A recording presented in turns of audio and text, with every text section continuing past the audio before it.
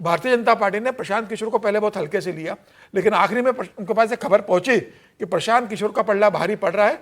ब्राह्मण वोटर पूरी तरीके से नाराज हो, जो पढ़ा लिखा तबका है वो ये कह रहा है कि भाई प्रशांत किशोर की और नीरज कुमार की अगर तुलना करें तो कोई मैच ही नहीं है दोनों के अंदर। हम कैसे वोट देते प्रशांत किशोर के सामने उस आदमी को।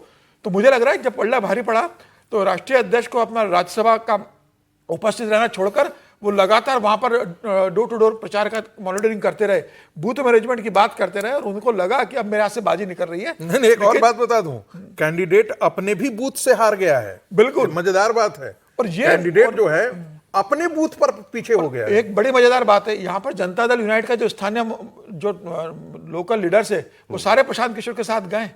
उन्होंने बीजेपी का साथ नहीं दिया। बाकीपुर के जो जेडीयू के लीडर्स है उन सब ने कहा कि प्रशांत किशोर बेहतर उम्मीदवार है, प्रशांत किशोर को जीतना चाहिए यहाँ से। अब उन्होंने कितना प्रशांत किशोर का वोट में समर्थन किया है। भारतीय जनता पार्टी के एक बड़े लीडर्स है जो बाकीपुर और पटना से आते हैं, वो ये कह रहे हैं कि जब टिकट बटा तो हमसे पूछा तक नहीं गया, सीधे तय कर लिया गया किसको टिकट देना। वो तो पहले कैंडिडेट दिया था उसी के केस में समझ में आ गया था कि अगर दूसरे में भी यही हुआ, दूसरे में थोड़ी बहुत भी लिखा पढ़त की होती है, उसके बैकग्राउंड चेक किया होता तो एम्बैरेसमेंट नहीं ना वहां के सांसद से पूछ रहे हो ना किसी से पूछ रहे हो, तो लोगों को लगा हुआ कि भाई अब थोड़ा करना है। ये हार मुझे लगता है भारतीय जनता पार्टी को। देखिए वैसे ऐसे सेटबैक्स जो है, अगर हार हो, वैसे ऐसे सेटबैक्स जो हैं हर लिहाज से कभी कभी अच्छे होने चाहिए। एक तो फ्रेश ब्लड आता है राजनीति के अंदर, वो स्वागत योग्य है। वो भी उस राज्य के अंदर जहां पर वही दो समीकरणों में राजनीति जो है फंस करके रह गई हो, वो भी बरसों से, दशकों से। और दूसरा ये है कि जो सत्तारूढ़ दल होता है उसके ऊपर दबाव भी बनता है ऐसी हार के बाद, और ये तो बहुत बड़ी हार होगी अगर हो जाएगी तो बीजेपी की।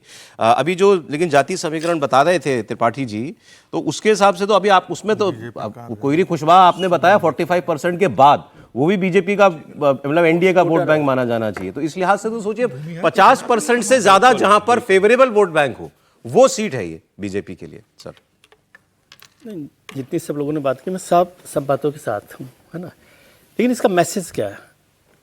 इसका मोटा मैसेज ये है बीजेपी लीडरशिप के लिए कि किसी भी चीज़ को टेकन फॉर ग्रांटेड मत लीजिए, न वोटर को न संगठन को। जो अभी चल रहा है, मैं तो इस पर बार बार कहता रहता हूँ, वैसे भी इलेक्शंस को मैं कभी भी टेकन फॉर ग्रांटेड या ये मान लेना कि बस अब हो ही जाएगा, ऐसा नहीं होता। तो टेकन फॉर ग्रांटेड 3 बड़ी घटनाएं हैं आज की। एक है बांकीपुर का चुनाव, दूसरा है दतिया का चुनाव, और तीसरा है चढ़ावा चोरी का मामला। तीनों ने साफ कर दिया कि जो सो कॉल्ड भाजपा का बड़ा परिवार है उस परिवार के घर में दरारें हैं, और वो दरारें वाइडनिंग हो रही है उसकी, है ना। और वो वाइडनिंग क्यों हो रही है? क्योंकि आपने उनको टेकन फॉर ग्रांटेड लिया। वो चढ़ावा चोरी के वक्त भी लिया, जो लोग राम मंदिर आंदोलन के साथ, जन्मभूमि आंदोलन के साथ जुड़े हुए थे उनको अलग करके कि आप छोड़िए, आपसे क्या, हम लोग आगे बढ़ेंगे। वहाँ पर चढ़ावा चोरी पर आप आए। दतिया में क्या हुआ? वहाँ नरोत्तम मिश्रा जैसा लीडर था मजबूत, आपने उसको अलग करके जनसुराज के कार्यकर्ताओं का जश्न है जी, टेकन फॉर ग्रांटेड लिया। और बांकीपुर में भी टेकन फॉर ग्रांटेड लिया। तो ये जो तीनों जगह है, न तो आप वोटर को टेकन फॉर ग्रांटेड ले, ये मैसेज के तौर पर है, बाकी जो करना नहीं, और ना संगठन को ले कि बस संगठन में भी आपने तय कर लिया, आप ही सब कुछ है, तो आप जब तय करेंगे तो वही होगा।